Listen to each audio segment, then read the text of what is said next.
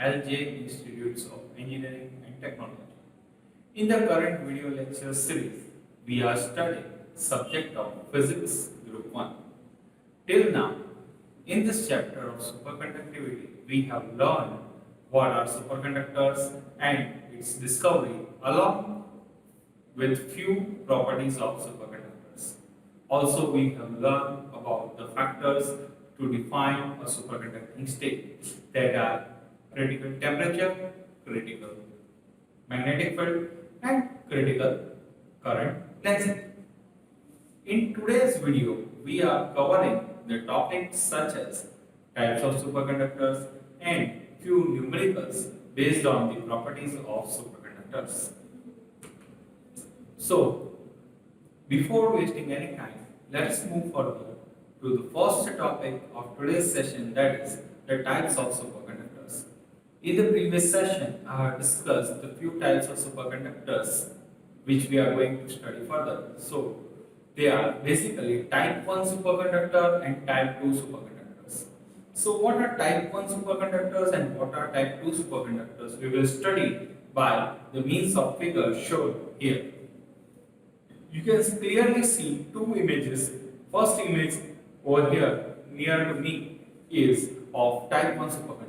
Second image over there is of type 2 superconductor. You can see the heading over there. So what basic difference can you see in here?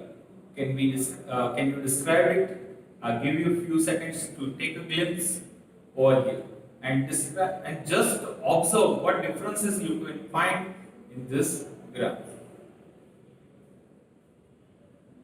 See. So first difference in this for type 1 superconductor, if you can observe here, is it has only one value of critical magnetic field. Whereas in case of type 2 superconductor, as you can see, it has two values of critical magnetic field. You know that critical magnetic field is directly depending on the superconducting state of the material.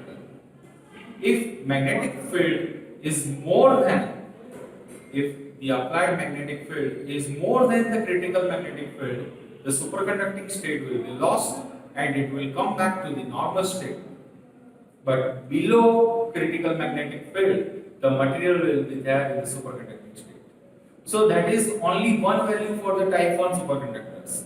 But for type 2 superconductors, there are two different values of critical magnetic field.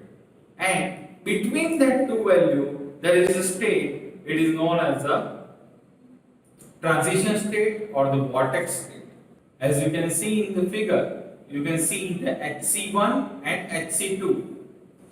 Below Hc1, it is in superconducting state. I am talking about for superconductor type 2, and above Hc2 it is in normal state, and between that it is in a transition state. Okay, so that is for type 1 superconductor and type 2 superconductor. Now let's move further to the difference of two different types of superconductors, that is type 1 and type 2. Type 1 superconductors are the soft conductors and type 2 superconductors are the hard conductors. So let us talk about the differences. Soft superconductors are those which can tolerate impurities without affecting the superconducting properties. In here, if the impurity is present there, it will not affect the superconducting state. Whereas in case of hard superconductors are those which can not tolerate impurities, that is, the impurity affects the superconducting state. Okay?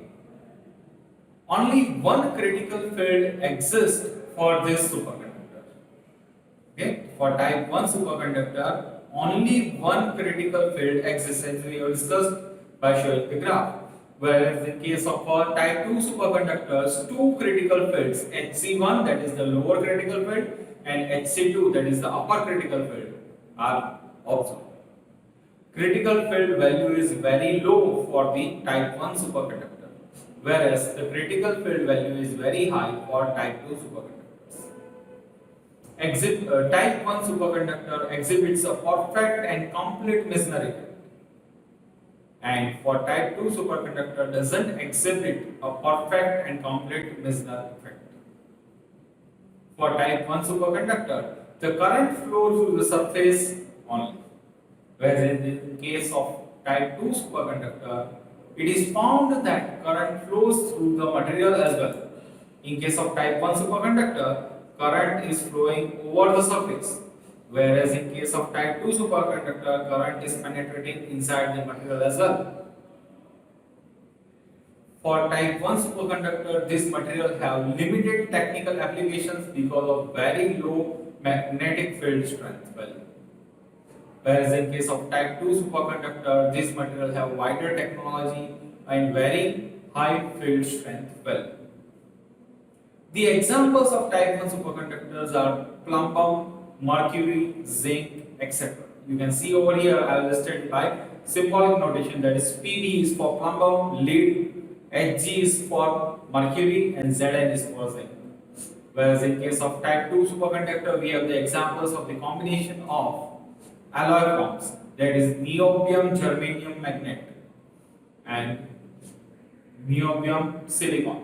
Okay, niobium germanium and niobium silicon are the examples of type 2 superconductor materials. Now, let us talk about another category of differences of superconductor, that are low temperature superconductor and high temperature superconductors.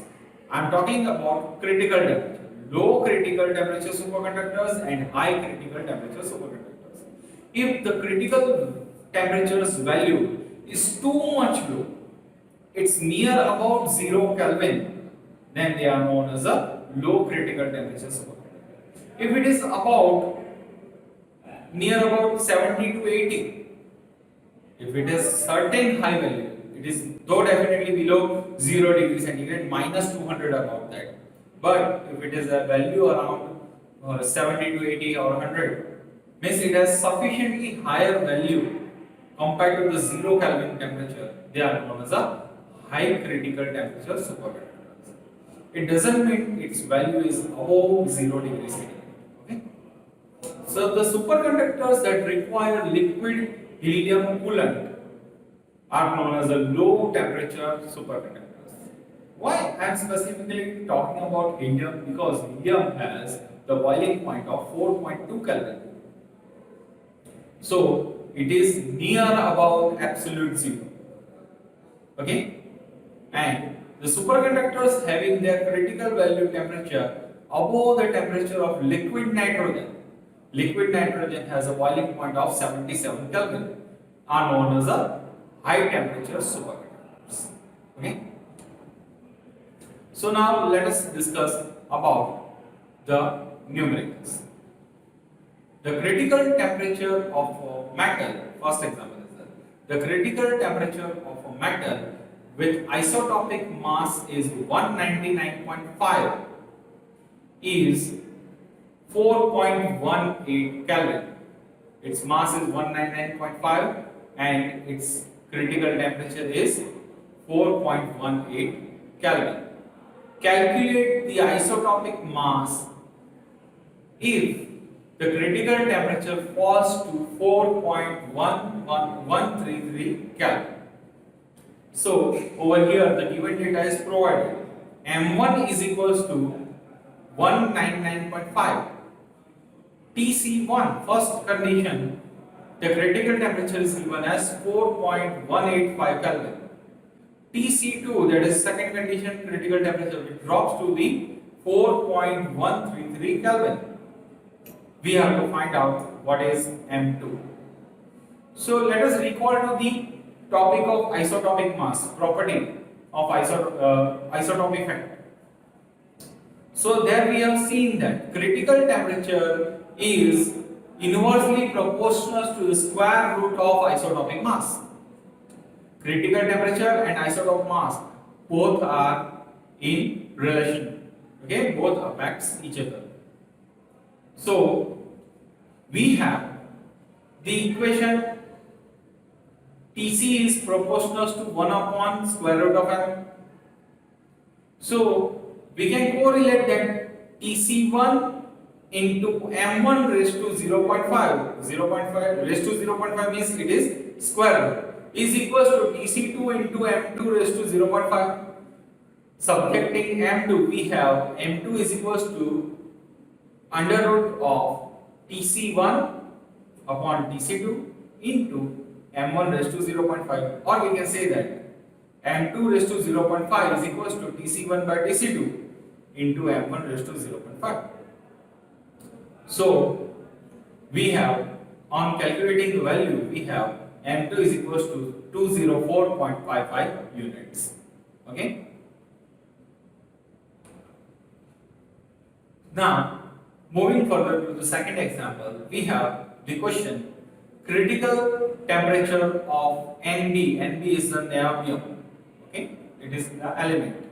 Is 9.15 Kelvin at 0 Kelvin. Now, next statement is at 0 Kelvin, critical magnetic field is 0.196 Tesla. Calculate the critical field at 6 Kelvin. So over here we are provided with the given data. Hc0, critical field at 0 Kelvin temperature is 0.196 Tesla, and Tc is equals to 9.15 Kelvin, its critical temperature. So we have to find out at T is equals to 6 Kelvin, what is the value of Hc. So Hc is equals to Hc0 into 1 minus T by Tc whole square. So on substituting the values, we have the value of Hc is equals to 0.1117 Tesla. So that was all about the numericals depending on the properties. Remember the equations in the properties, you will be able to solve any numerical from them. Now in the next video, we will learn about BCS theory and coherence length. That's it for today guys. Thanks for watching.